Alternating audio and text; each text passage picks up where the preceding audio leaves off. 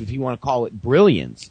But, realistically, Vince McMahon is the only guy who's had the opportunity to have longevity in this business, at least on a national television platform like he does. Right. So, No, what do you do, Well, no, I mean, the reason Vince has had that longevity is because he eliminated everybody else. Mm-hmm. That's where Vince McMahon's longevity is born of, and there's nothing wrong with that. He won. Doesn't mean it was good for the business, but he won. These other guys were in positions where once their ability to perform their jobs wore out, once they became burnout in some cases, they were forced to move on. Vince McMahon owns the whole shebang. He'll never be forced to move on, no matter how incompetent he might become at some point. And since his product is really the only game in town as far as most of America is concerned, guys, we all know that most people don't even know TNA exists. Sure. As long as Vince is the only game in town, he's going to get the people, like I said earlier, who just watch wrestling by rote. He won the war because he made sure it was a war of attrition. Right. We've got to change topics so we can get back onto this. We've got TNA Victory Road coming up, and as much as they don't exist, their pay-per-view does this weekend, so we do at least need to run that down and talk about it. Of course, we've got Kurt Angle as the champion against Mick Foley. AJ Styles versus Kevin Nash, a singles match for the TNA Legends Championship. Beer Money against the Main Event Mafias, Booker T and Scott Steiner. Sharmell, I'm not even going to mention that match. Matt Morgan versus Daniels, and Samoa Joe versus Sting. One thing, Mark, and we can kind of compare the past to, kind of get into the conversation this way.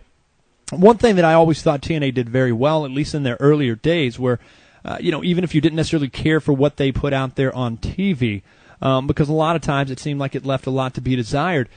Most of the time, with the actual wrestling, especially on their pay-per-views, you got your money's worth. Do you agree with that assessment, or do you not think that it's obviously changed in the last couple of years? I don't think work sells. Okay, I'm a fan of it, but charisma, personality, and storyline sell. Work is the augmentation. Work is the condiment, if you will. But I do think they generally have pretty good work on their pay-per-views. Yeah, AJ Styles is a tremendous worker. Christopher Daniels is a tremendous worker. Now that they've shortened his name to Daniels, he's a star on the rise, obviously, he said sarcastically. Some of their older guys know how to add psychology to a younger guy's work to make it a watchable match. Case in point, you may not believe this, but I expect the Kevin Nash-AJ Styles match to be very good, because I think what one can't do, the other can. What one doesn't know how to add, the other does. Sure. So I think that'll be pretty decent. Kurt Angle is the best in-ring performer in wrestling right now, and probably the best all-around performer, too. It's a shame nobody knows it. So whatever he's involved with is going to be good. Their shows aren't bad. Their pay-per-views, they deliver, like you said, a little bit of payoff in the ring, but they just don't give you a reason to watch.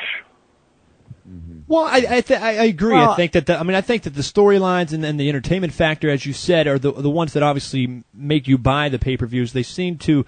I don't think recently they've delivered as well as they used to in the past, because I think they've kind of limited the guys that you did pay for or that you did enjoy watching once you finally made that payment. However, now you've got these guys, and speaking of your friend Kevin Nash, guys like this, you've got Kurt Angle and Mick Foley at the top of the card.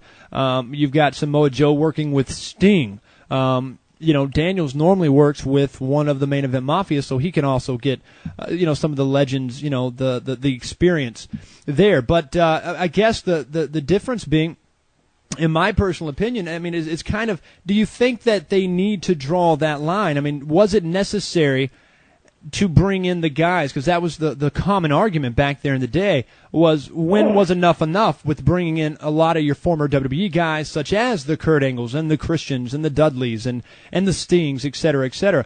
Do you think that they should be able to use the guys that they have at this particular point? Is that the balance that they need to have? Should they have went as far in that direction as they did? You're talking about now Kennedy coming over, Taz potentially coming over. Christian just left, of course. There's been rumors of Angle possibly leaving, so they could lose a couple of these guys. But is the balance where it needs to be, and should they have the talent there to utilize them, the way that TNA could possibly make a better run at becoming, more legitimate competition.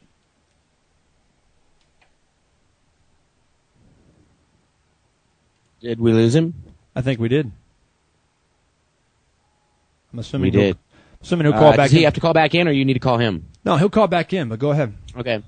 Well, I mean, I don't know. It's difficult, and I know we've talked about this before, and actually on paper, I was going to say heading into this pay-per-view that this actually does look, on paper this looks pretty good. You know what I mean? It looks like we could at least have some good wrestling on the card.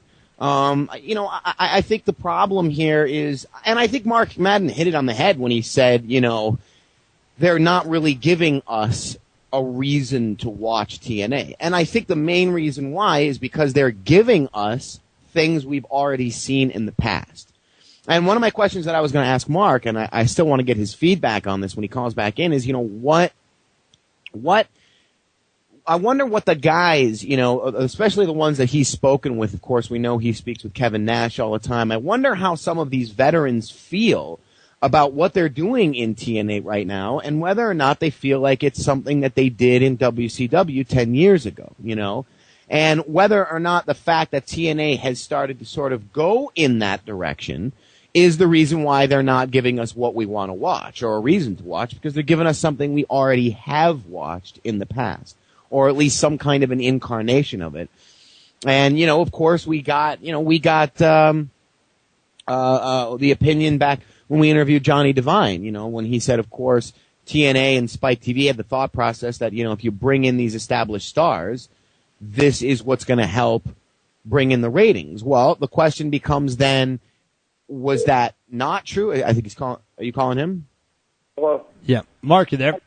I am. All right. Sorry, we got him back on. There, Mark. Chris was in the middle of asking you a question, and I was sort of answering it, and I kind of want to get your opinion on this. You have spoken to a number of talent. You speak to veteran talent like, Kevin Nash. Do you feel like they get the impression, as the viewers do, that we're watching, that maybe the reason why TNA is not giving us a reason to watch their product is because they're giving us a product that basically is just a reworked version of something we saw 10 years ago? Absolutely. And You're absolutely right. Do you think that veteran talent recognizes that when they go, guys like the Booker T's and the Scott Steiners and the Kevin Nashes who have been there and have done it? Do you think those guys care at all if that product's any good? Yeah, that's you know what? See, that's the biggest thing. And I think it shows. No, it doesn't show in terms of the way they work. I think all those guys give 100%. Oh no, they do. What they have left, but the point I'm making is, as long as they're on top, they get a new contract. As long as they're on top, they get paid. The way TNA comes off to me is, it's a reunion of WWE old-timers. And they're treated as the very top guys because, well, the new guys don't matter. You know what I mean? And it gives the impression that if you didn't used to be on that TV, then you don't matter, which kind of swings around to the idea, okay, the other TV matters more than our TV does. Right. That's what happens when you present those guys as the top guys and minimize the guys you created in their wake. We've got a caller that's going to be calling in here in a couple of minutes. Before he does, let's just quickly try to run down at least the top matches here. Kurt Angle and Mick Foley. Nick, real quick, your prediction. Well, I think Mick Foley had his time. I mean, one of the reasons why I don't think that was an interesting title run is just because we know how limited Mick Foley is right now, and I think that was sort of a one-off shot. They put him on top. Anybody even tell me why they did it in the first place? Why they did it? Yeah, why? I mean, I'm just curious what the logic was. Maybe they knew he was unhappy coming out of WWE and they wanted to try to please him for a few minutes. I don't know. Well, I don't know. Mark, there's your the thoughts? problem right there, guys. Don't worry about pleasing the talent. Worry about pleasing your fans. Absolutely. That's true. They should have never brought in Mick Foley. Whatever they're paying him, he's not worth the money. Whatever minute increase in awareness he brought is worn off by now. He can't do anything in the ring. And frankly, I don't think he ever could do anything in the ring. As Ric Flair wrote in his autobiography, which I edited, he's a stuntman. Right. And now he can't do all the stunts. So it goes to show you that WWE really is the big show, because Mick Foley up there was interesting. In TNA, not so much. And I know he's gotten them, whatever it is, 1/10 of a percentage point increase in viewership if you look at the ratings. Think about how desperate you are to pay a compliment and look for optimism if you're getting psyched up over 1/10 of a percentage point. In my day, that was small potatoes. Right. Right. It's true. Let's look at AJ Styles against your good buddy, Kevin Nash. Your thoughts on it? Well, I'm a big AJ Styles fan. The only thing I don't like about this match is, boy, the size differential